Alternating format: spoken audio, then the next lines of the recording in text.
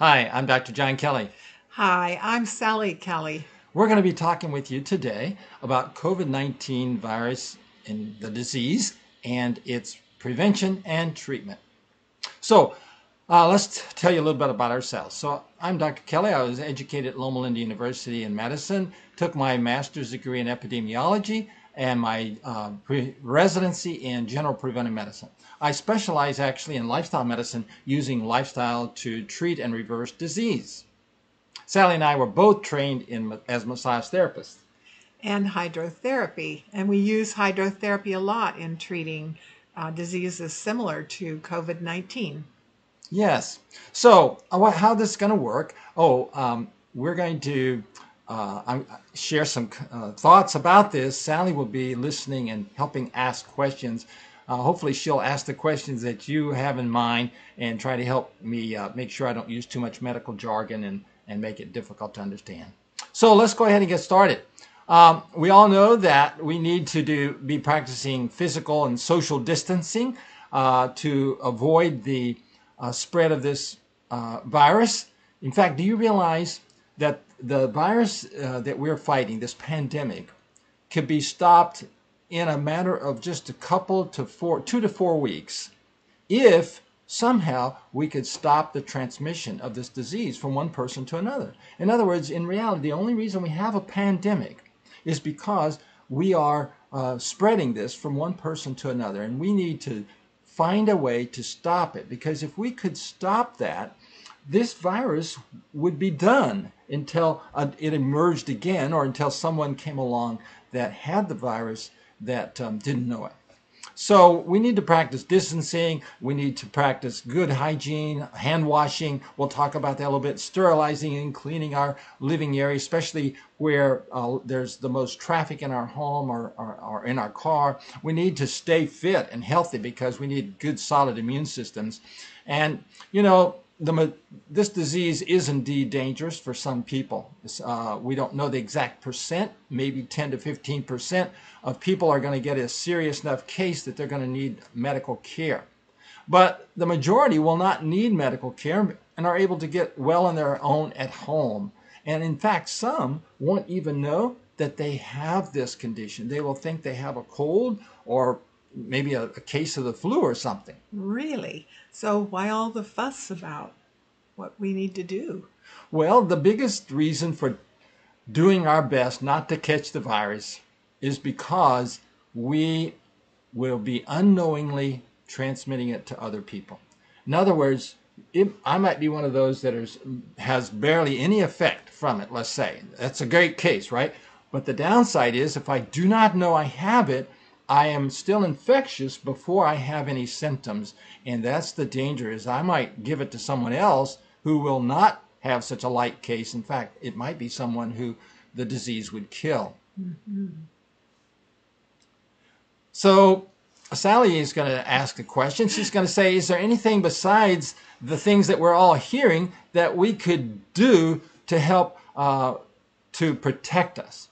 Isn't that what you were thinking about asking? I can read her mind, actually, you see.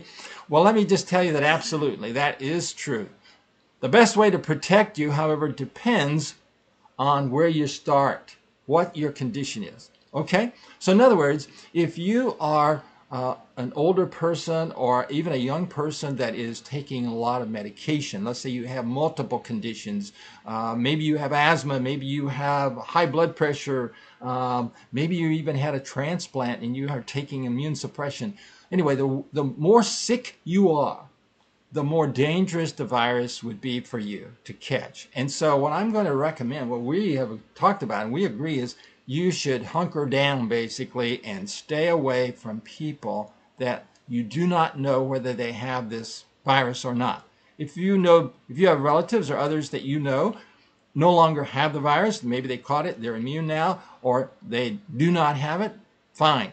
But if you don't know, you should be careful not to come in contact with anyone. Now, what does that mean? Well, maybe you live by yourself and you have to go out, all right? Then when you do, practice maximum social distancing.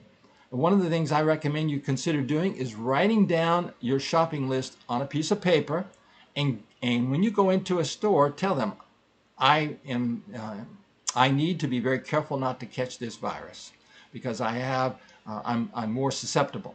So here's my list. Would you please uh, prepare these things, put it in the bag. I will come, and here's my credit card, or here's my check, whatever your cash. Pay for it, pick up the bag, and try to avoid contact with individuals. That's the best way. All right. If, however, you are not sick, you do not have a number of illnesses, as far as you know, you're a healthy worker, you're just out of work right now because we've all stopped going to work. What you need to do is to practice all of those health habits that you've been thinking about that you ought to do. Now is the time to do it. In fact, you've got some time theoretically. So let's do things like eat healthy, less exercise, out of doors preferably, not where there's a lot of people, but out of doors where there's plants. And let's get good sleep. Let's try to have some regularity. I know that's challenging right now. But these basically, turn up your game on health. The things that you know you need to be doing, let's do that. Another thing that's important is don't let this get us down. Have hope. Trust in God. He's going to take care of us. Okay?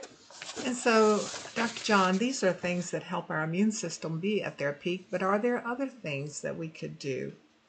Absolutely. For example, you might want to start taking a multivitamin for a while. I'm not saying that you don't have adequate vitamin, but this is a time to be sure that you have no deficiencies. So take a daily multivitamin. Also, you might want to increase your intake of vitamin D3. Studies show, we know that any kind of a deficiency in vitamin D can impair the immune system and its function. And I know from doing tests on many, many patients that the majority of the people that have chronic disease or have high blood pressure, any of these, overweight, they tend to have low vitamin D status. And by the way, we're just coming out of wintertime, so we're lower than usual. So take some vitamin D. People are, of course, going to say, how much? Well, 5,000 units. Of course, you can get these over the counter. You don't have to have a prescription. 5,000 units a day would not be too much. And I don't recommend taking more than 10 probably without talking to a doctor. Another thing you might do is take a supplement like CoQ10, an antioxidant, or you might try something called NAC, N-A-C. That's for N-acetylcysteine. This is an interesting nutrient that has been shown to help our body be more effective in making antioxidants, our native antioxidants, if you will. All right? There's another one you always remind me of. What is that one? Oh, yes. I think it is so Oh, yummy. yes. Selenium. What is that? Is that the selenium? This is the selenium. Just two of these a day. Do you know what they are? These are Brazil nuts, raw Brazil nuts. So that's right. Brazil nuts are abundant in selenium. Selenium is a micronutrient that we get from the soil and plants or the food that we eat. And the thing is, there are certain parts of the country where the soil is low or deficient in selenium. And so if you know that, fine, you might already be taking selenium. But what we're saying is during this time, in the next 2 to 3 months, let's be sure we have all the things on board that we can imagine that we need. So take 2 to 4, I recommend 2 to 4 Brazil nuts a day will give you the selenium that your body needs. Let's see, was there something else that we were going to talk about? How about something that might help shorten the symptoms of a cold if you have a cold? Studies have shown that using zinc lozenges can help shorten the symptoms of a cold by as much as a day or so.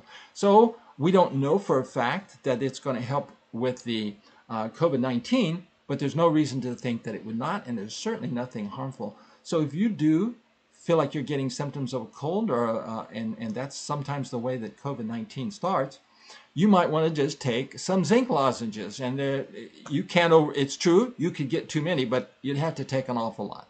You could take 3 or 4 a day with no problems at all. Well, Dr. John, which is more important, prevention or treatment?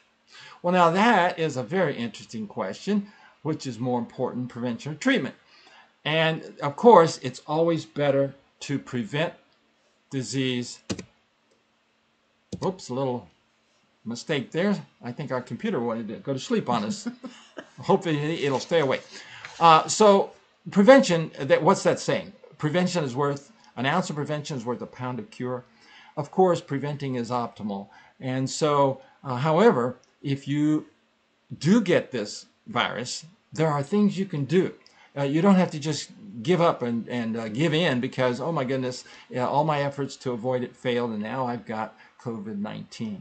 Actually, it can be dangerous. I don't want to minimize that. But for the majority, you will not have serious problems. You will be able to get well at home. And so let's talk about some things that you can do to increase your immune systems, the strength of your immune system. We already touched on that a little bit. But let's suppose that you do get a cold or a flu or something and you wonder, oh my goodness, I wonder if I've got COVID-19. First thing to do is don't wait to attack this condition, okay? And this would be true even if you have the flu. What we're saying is that the first symptoms, take action. So what kind of action should we take? Water inside That's and water right. outside. Drinking water, and I recommend drinking a couple of glasses of warm water in the morning, but Sally's got something you can do with warm water. And you can make a nice tea. Sometimes you don't care for the taste of water, so try a tea. Oh, let me share something. Don't forget your thought. You're looking at this picture, and the words are all spelled backwards. That's unfortunate problem with our computer camera. Just take a look at the picture with a mirror, and you'll be able to read these perfectly. This, the one I'm showing you on top is my favorite. That's called Throat Coat. It's by Traditional Medicinals. It is very pleasant flavor and sweet. Yeah, I really like it. But sweet without sugar. And sometimes Hold them up a little higher. They can see that bottom one. And so she's also got Country Peach Country Passion. Peach. Yeah, John's favorite flavor is peach.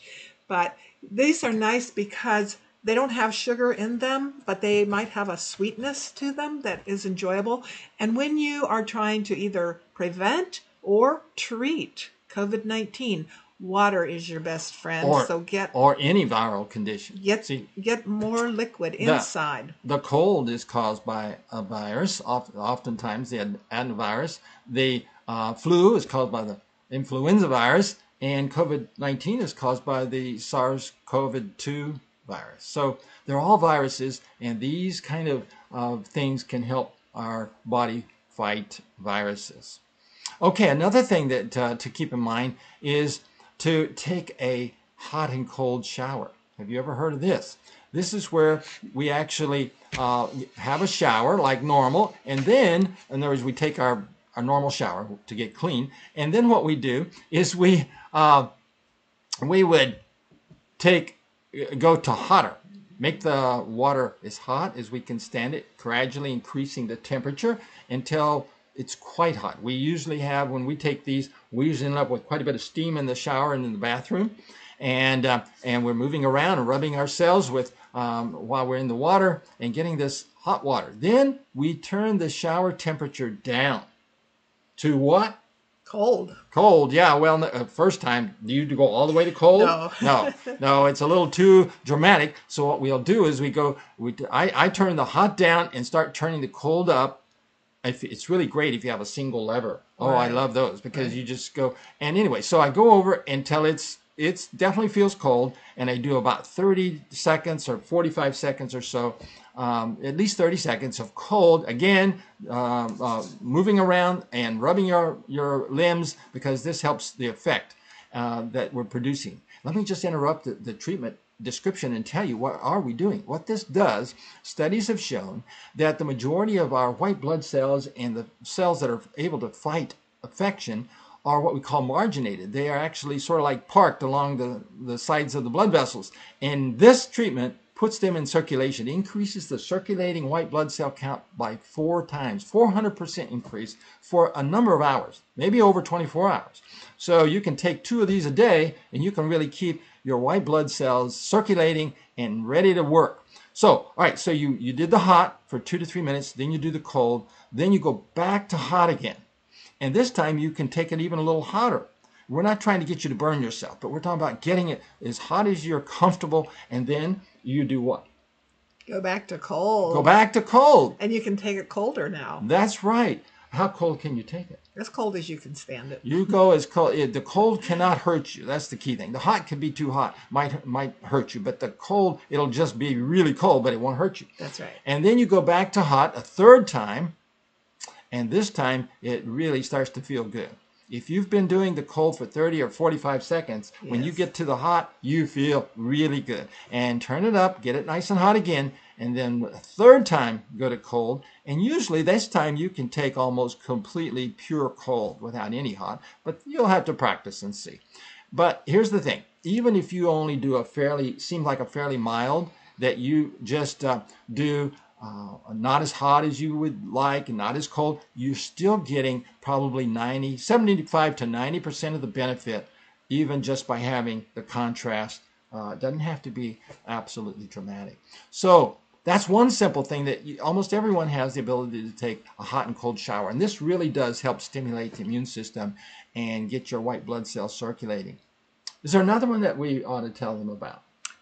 Well, we talked about drinking water on the inside, but we Oh, forgot. that's right. I'm going we to have some water. We forgot to mention that taking hot water, as hot as you can stand it, or hot tea, helps to Oh, that helps. wash down That's right. the throat. If you take a glass of water like this and you heat it perhaps in the microwave or have hot water, and if you will drink a sip or two of that hot water, hot, not so hot you can't drink it. You want it at a temperature that's like hot tea, and you take a couple of sips of that every 3 or 4 minutes for 20 to 30 minutes, say a half hour. You just sip this like you were sipping tea. In fact, I believe you could do it with an herbal tea just as well. What's happening is, you see, when a virus, say let's suppose that there's a virus that is on an air droplet in the room, and we don't know that little water moisture droplet, we breathe it in, touches our mucous membranes. It wants to attach to our cells. It actually wants to get into our lungs, is where it really wants to affect us. Do you realize, though, that virus has to survive our immune system? We have a lot of immune components in our nasal passages, in our throat. And so by drinking this hot water, it helps to wash those surfaces, number one, and studies have shown it can literally flush some of the viruses down where there's acid in our stomach or whatever. The other thing is, it's bringing blood flow to our not our lungs, to our throat and to our passages. And so it's helpful to bring more blood flow to that area, because the blood brings white blood cells. Exactly. Yes, thank you for reminding me about drinking the hot water. And also, another important thing while I'm thinking about it is, if you do have an illness, whether it's COVID-19 or any other kind of, you want to stay warm. You don't want to allow yourself to get chilled, because when you chill, what happens is the blood flow to your body is changing. It actually will be drawn to the internal organs, away from the skin, away from the parts of your body where you're coming in contact with the virus. And you want to have good blood flow throughout the body, so you want to keep warm. In fact, I would recommend that you make sure that you do not get chilled if you're taking any of these treatments, like a hot and cold shower. Don't get chilled. First, before you do hot and cold, remember we said do a nice long cleansing shower where you warm up your whole body. All right, how about another idea that we might share with them? How about talking about some natural remedies, materials online? I want to show you if this works. I'm going to show you a place on the YouTube. Here it is. I think you can see that on our screen. And see, it's called H1N1 Natural Remedies, Part 2, and Part 1 and Part 3. There's 4 and 5 as well. Part 1 is mostly just lecture and talking by Dr. Agatha Thrash and her son about, this is from Uchee Pines in Seal, Alabama. And she's a pathologist with lots of experience. She's deceased now, but she published a number of books on this. Excellent talk. But I'm recommending Part 2 and 3, 4, and 5. And in this part, these videos, you would see they do a demonstration of fomentation. Fomentation is a treatment that uses hot, moist compresses to apply heat and cold. So it does kind of like a shower, does the whole body. A compress does specific parts of the body. Okay, and so we want to recommend that you watch those videos if you want to help someone, or you would need someone to help you, because you can give yourself a hot and cold shower, but you cannot give yourself a fomentation, hot and cold fomentation. It's just not really practical. I'm not saying that Superwoman couldn't do that, but the average person, they just can't do it. You're going to need someone to help you. And when we do this, Sally is my nurse when I'm sick, when those occasions have happened. I caught a really bad bug when I was coming back from Brazil about a year ago, and I was sick for a number of days, and she really took good care of me. When she's had one, I have helped her as well. So it's important to have someone to help you when you need to give these treatments. I saw something while I was looking at that. I would like to, can I show them? I want to show you a handout from the American College of Lifestyle Medicine, and this would be applicable to building your immune system. See this on the screen now? Lifestyle choices to boost immunity, and it talks about the 6 areas, okay? 6 areas, I can't see my hands, in lifestyle medicine: stress, healthy eating, good activity, staying physically active. Back up on the right hand side over there, no smoking. Smoking, if you're smoking, that is probably one of the worst things that you can be doing for this particular virus, because it wants to attack your lungs, the alveoli, the little sacs in your lungs, and smoking really is putting your lungs at a very strong disadvantage at fighting this virus. So you know, if you want to smoke, I used to be a smoker. I have the right to say this. I know it's hard to quit smoking, but and in fact, it took me 3 tries before I actually I've not smoked since 1972, I think it was. But anyway, stop smoking, even if it's for just a while to avoid this virus. Notice the other one, sleep, we talked about. And connectivity, what is that? We're not talking about your devices here. We're talking about social connection, about having friends and maintaining good social connectedness. Let's see what else we got on here. We have some other pictures. Oh, I remember this one. Sally, what is this about? This was breakfast, and we want to encourage you to eat more fresh fruits and vegetables when you're not having your fruits. But if you would prepare your fruits like grapefruit and oranges, and cut them so that people will be more likely to eat them. I have some more pictures here, don't we? Yes, I think so. You can go ahead and share more, but okay. We find that if we put fruit on the table in its whole form, it's often still there when so she's people talking about leave like the table. if she puts an apple or an orange on the table. But if she does what she's got here, if we cut it up and make it more easily eaten, then people will take it. And that's what we need right now. We need more of vitamin C in its natural form. Yeah, these citrus fruits, and those are grapes there. You can see, oh, you've got selenium on this plate. Oh, we have some Brazil nuts. Yes, very good. And then here's another picture. We were having waffles with banana and homemade applesauce. It was really good. Yeah, so well, tell us what we see here. I mean, we're looking at a plate that we just had for breakfast this morning. We just happened to use it. Well, we had our waffle, and we had some nut butter on it. So in the middle is a waffle. I'm acquainted with it because I actually put this one together. So it's got some peanut butter on the waffle. Then it's got a couple of slices of banana.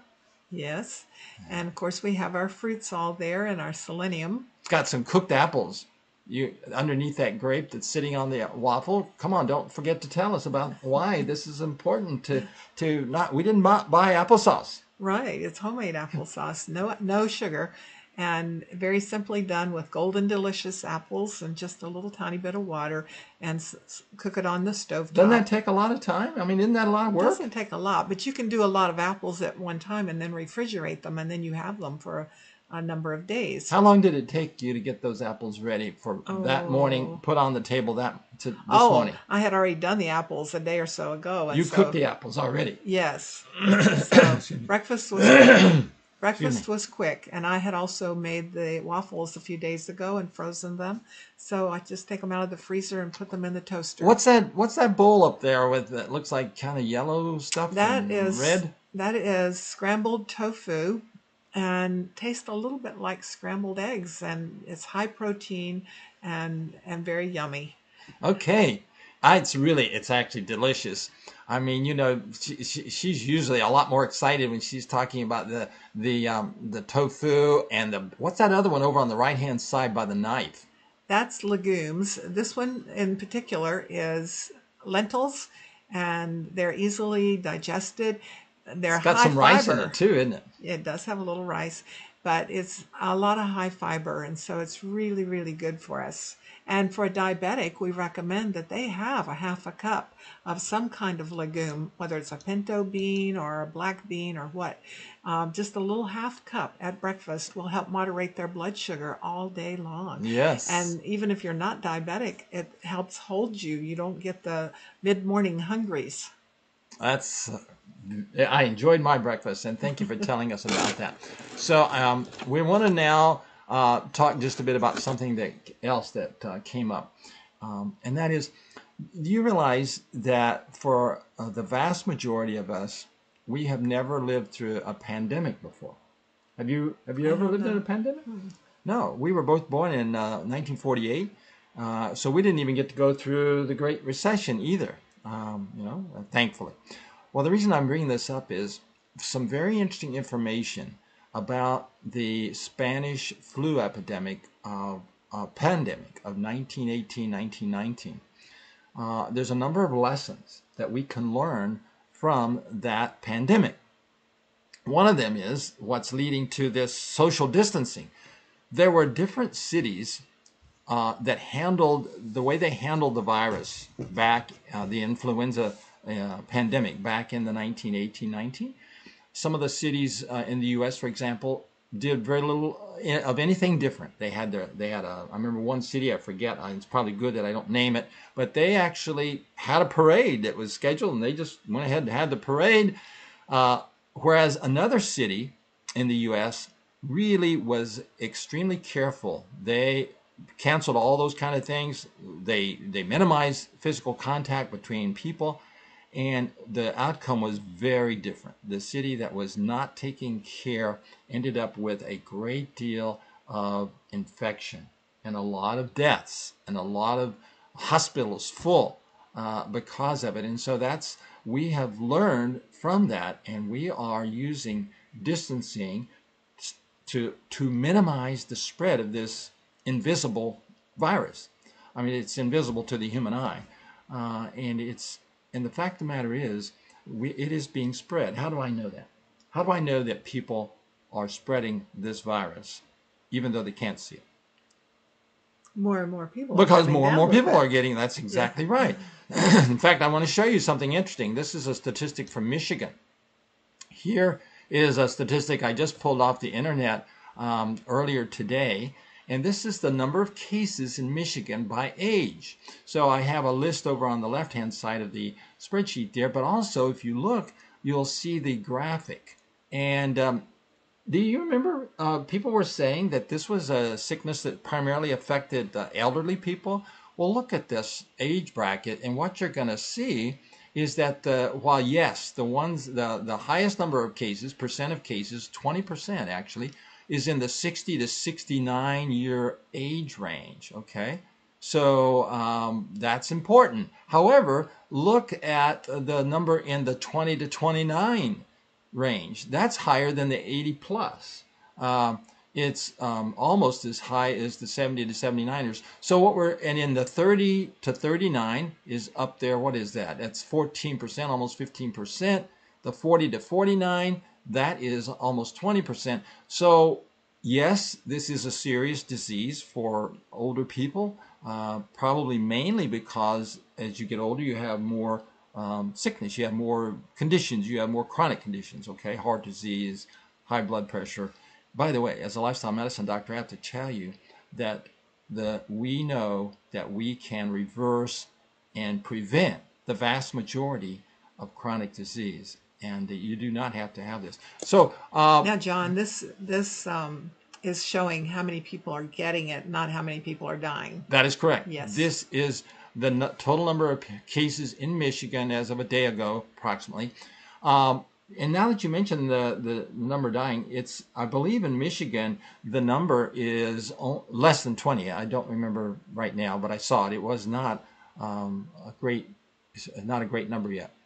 Though, by the way, as the experts are telling us, these numbers will go up. Okay, this is not to scare you and not to scare us, but to help us be serious about the fact this is a pandemic. It is still spreading until we stop communicating it from one person to another. Until every one of us stops passing it on to someone else, it's going to continue to proceed. And it can be stopped, and I believe we will.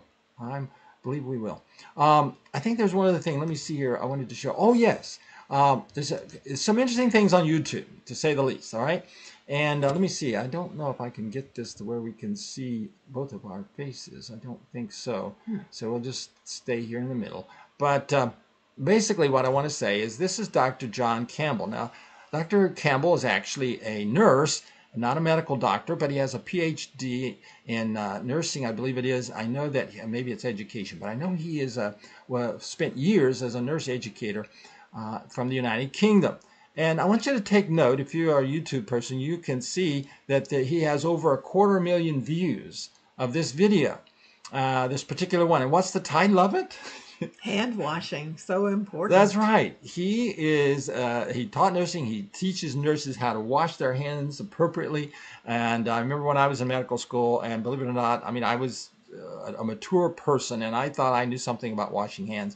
But I tell you, when I learned surgical technique and how to wash your hands before surgery, it was a whole new thing. Anyway, so the point is, I appreciated Dr. John Campbell's video. You will too. It's only, you can see it's under 5 minutes, 4.5 minutes, 4 minutes, 45 seconds or so. And it's very practical. No wonder he's got 250,000 views on that. Okay. Now, I have a little suggestion for hand washing. All right. This is backwards, of course. But use your mirror to be able to read it. This is one of my favorite soaps that I just get at the regular store. You can find it. And it is a flavored. It's spearmint and lemongrass. Smells good. It smells so good that I want to keep washing my hands. So it's easy to wash for 20 seconds or whatever they're recommending if you have a nice smelling soap. That's right. And you know, it's really, in many ways, it's good to use a soap dispenser so that you don't have to put the bar in your hands when you start washing if you've got a virus or something. So I like actually the idea of using a soap dispenser during this time. You can, of course, use bar soap, and it works just fine, as John will tell you and Dr. Campbell in his video. He talks about using both kinds of soap. So we've talked about that the precautions that we're getting everywhere. I mean, it's literally practically everywhere you go, you hear about the symptoms of the disease, so you're aware of that, right? So we know that it's fever, cough, shortness of breath are the most common ones.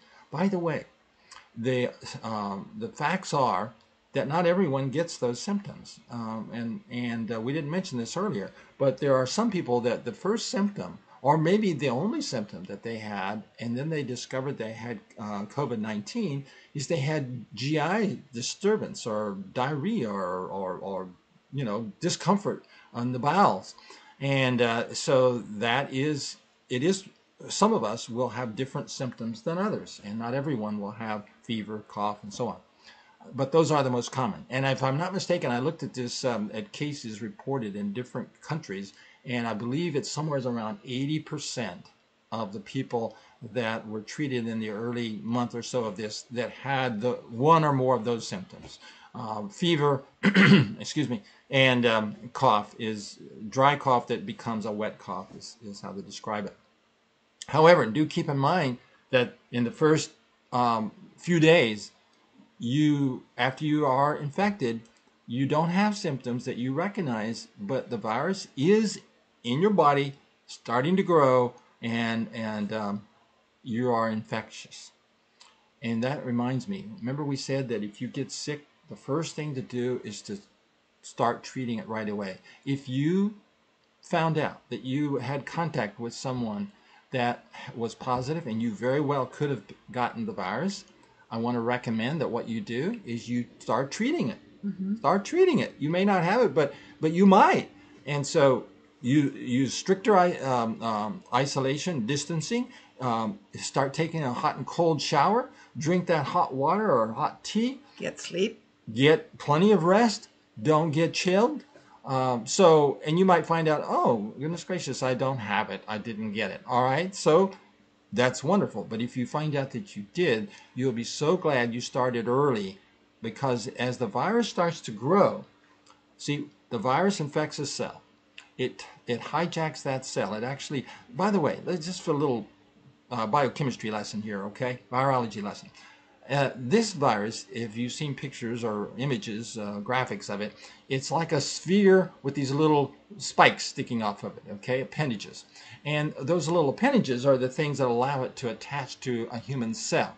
And what it does is it attaches to that cell, and inside this sphere, it actually has some genetic material that will hijack the cell so it injects that RNA, that genetic material, into the cell.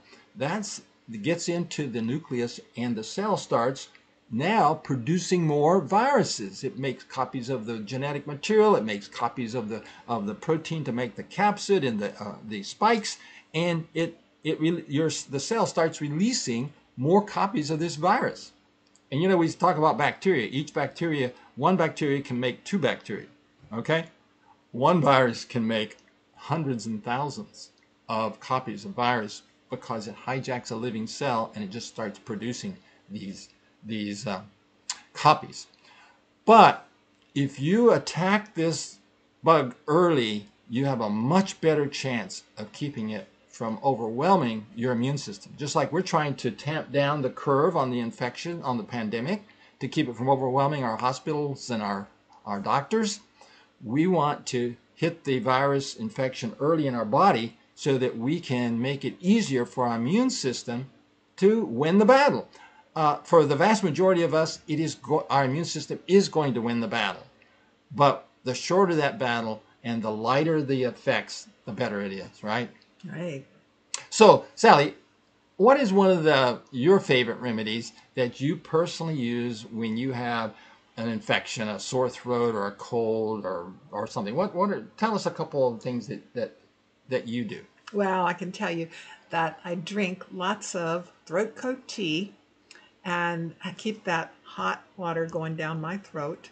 And then I take a hot bath, because I want to induce an artificial fever early on. It takes sometimes 2 weeks for the body to generate its own fever. And so I want to do it sooner. And the fever is the friend. Fever is wanting to burn up that. Well, when you say fever, you do you mean a fever in the normal sense that we think of a fever as you need to bring it down because it's a danger to your body? You're talking about elevated. I want to induce a fever and control it and then drop it. And so what I do is I get in the bathtub with my cup of hot tea, so I've got hot inside me, and then I draw a bathtub full of hot water, hot as I can stand it. Mm-hmm. And like the frog in the frying pan, if you're in the tub and then draw the water in, you can take it hotter than if you draw a tub full of hot water and try to step in it. That's very difficult. So I'm in there for maybe 5, 8, 10 minutes, and I'm getting very hot, and I'm thinking, I want to get out of here. So I don't wait that long. Before I start feeling that way, I have my husband by my side with a bowl of ice water with ice chips floating in the water and 2 washcloths. I take one. So this is something that takes 2 people. This one does. I've tried to do it by myself, but it's hard. And so I want to keep my limbs under the water. I want to keep my body as hot as I can keep it. And so John will take the washcloth out of the ice water, wring it out, and place it on my forehead. And then in about 30 seconds, he needs to replace it with the other one. That's why I use two. There's always one getting cold. So then he switches it. As long as I keep my forehead cold, my brain thinks I'm okay. And so it lets my body get this fever. And the fever is fighting the infection, the bug. And so after about 20 minutes of being hot, then we You're talking about in the tub. in the tub, in the hot water. 20 minutes of heating. Right. With keeping the head really cold. Right. Then we can start cooling it down a little bit, drain the water, and get out. I usually put on a pair of sweats and I crawl into my bed, although I have prepared my bed because I don't want my bed to get wet. So I put some nice new trash bags and some towels, and I crawl between in between towels, and then heap lots of covers over top of me, and keeping my forehead cold all this time too, because I don't want to injure my brain. And so the effect is very good. I will keep sweating and yet keeping my forehead cold. And I'm telling you, you can knock a bug out. It's called nipping it in the bud. Well, let me thank you. That was really interesting and very nice details. She really explained. Let me share a little bit more about the physiology here, if you will, and the biology.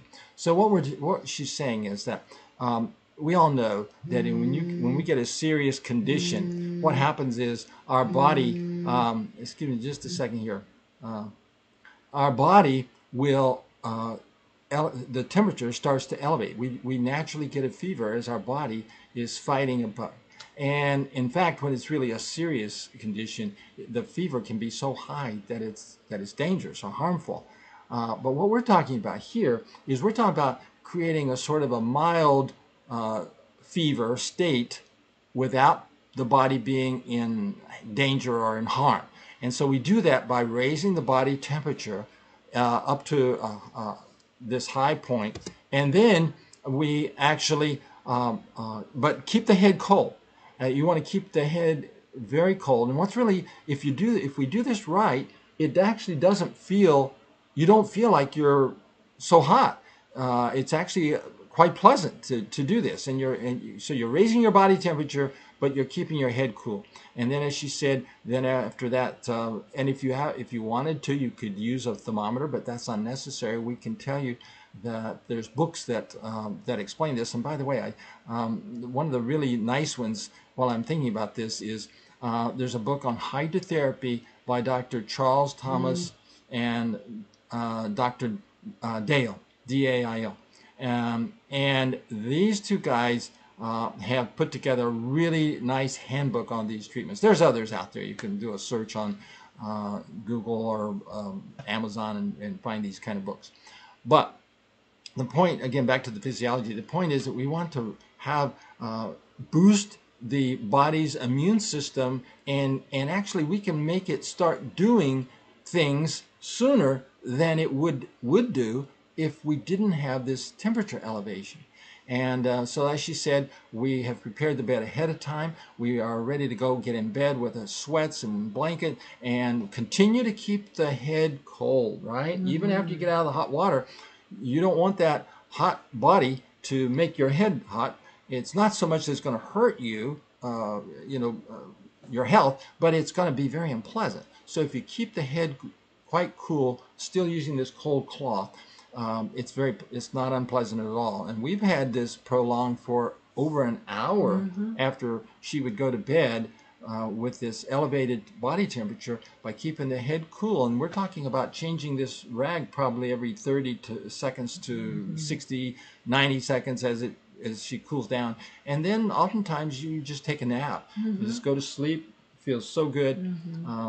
Sometimes I like to get up after that sweat and go take a shower and clean up and get new, put on new underwear and then go to bed and sleep.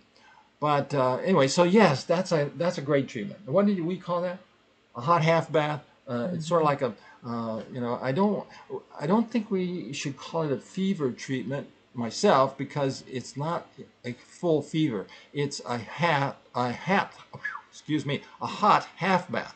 So we're using the hot water to elevate the body temperature, sort of accelerate the immune system function. Is there something else that we use that comes to your mind that we use on a regular basis? We already talked about the hot and cold shower. We talked about the hot half bath. We talked about the hot teas. Um, we talked about living. Oh, let's talk about this a second. What about the importance of fresh air? See, Yes. one of the things that Sally's done since we've been trying to turn up our game on fighting these viruses is something she did in the bedroom. Do you remember what it was? Yes, I opened the window, but only a little bit. I just wanted a little air coming in. So we've got a cooler bedroom with more fresh air than we were doing before, and this is known to be very helpful to have that Yes. fresh air. Now, if you are down with a bug and you are very sick, we do not recommend that you have a cold draft blowing Right. on you. No draft. And we want you to be warm and not have chill and not feel cold because of air coming in the bedroom. But we do believe that it's best to have air circulating in your bedroom, even when you're very sick. But don't have it blowing right on you or the person that's ill. Some other way than that, and keep well covered up and stay warm. And if you have to get out of the bed and the window would make you cold, close it. So you get up, close the window, and do what you need to do. So fresh air. What else is it important that we do in the fresh air besides have some in our bedroom? Exercise? That's right. What is one of the best forms of exercise Oh, in the outdoor? walking. Walking. Exactly.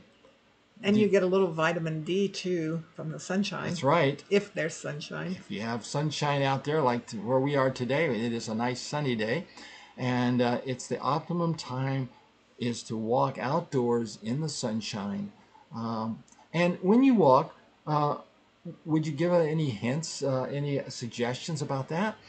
We like to actually walk in hills so that you have some where you're walking up and you're working a little harder, and then when you're walking down, because this is a kind of like an interval training. This is actually raising your heart rate a little bit and making your cardiovascular system work, and then it's giving it a break.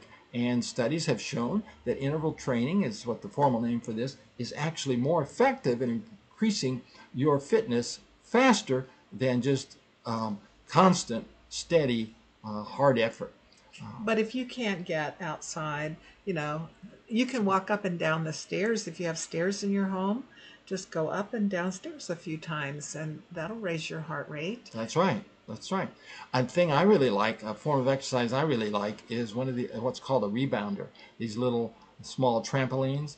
They're really gentle on the joints. And they're very easy to do. You can get some even with a handlebar so that you can hold on. So if you're concerned about your balance, but these are so effective because the bouncing is actually helping to promote circulation of the micro tissues, not just your blood circulation. Of course, as you raise your heart rate, you get that, but you also get microcirculation as the tissues are jiggled, you might say. So this has really been a pleasure to share some of this with you. I'm wondering if I think what we're going to do is the plan is after we finish and you've had a chance to view this, we're going to have a question and answer period. I wonder, were there any questions that you had that had come to your mind that I just kept talking and didn't give you a chance to ask? No, I don't think of anything. I will say one thing before we sign off, and that is there are a number of very good presentations. I've seen some of them. In fact, Sally and I were actually honestly asking ourselves, well, what are we going to say that others haven't said as well or better? And I don't know that there's anything here that you can't find somewhere else and maybe even done in a nicer way. However, whether you have or not, I want to recommend two or three. There's the amazing facts. Pastor Doug Batchelor has interviewed, I've seen an interview with Dr. Neil Nedley. It was excellent, talking about the virus, talking about some of the details. For example, the vaccine, which is being worked on. You know, the experts tell us, and we know this, it's 12 to 18 months before we're going to have a really workable vaccine that can be distributed around the world and be used. It's really great that different companies are working on this already. Wonderful, but don't let anyone make you think that we're going to have a vaccine right away. It's going to take the normal amount of time. So I'm glad they're doing it, but it's not going to happen immediately. Another good video out there, some videos, is by Dr. Wes Youngberg. He's done some really good stuff on the immune system about the COVID virus, and we recommend that. We've already recommended Dr. John Campbell's video on hand washing. He's also done some other ones that you might find of interest. And of course, there's a growing number from the CDC and from the state health departments, etc. All of this is good information. This is John and Sally Kelly. We have enjoyed spending some time sharing with you, and we wish you health. And don't let this get us down. We can do this, and I'll tell you, I think the world is doing better than it did with the Spanish flu pandemic. That was a disaster, and let's just really take this seriously and do our best. Okay? So thank you very much. We look forward to taking some questions in the after session.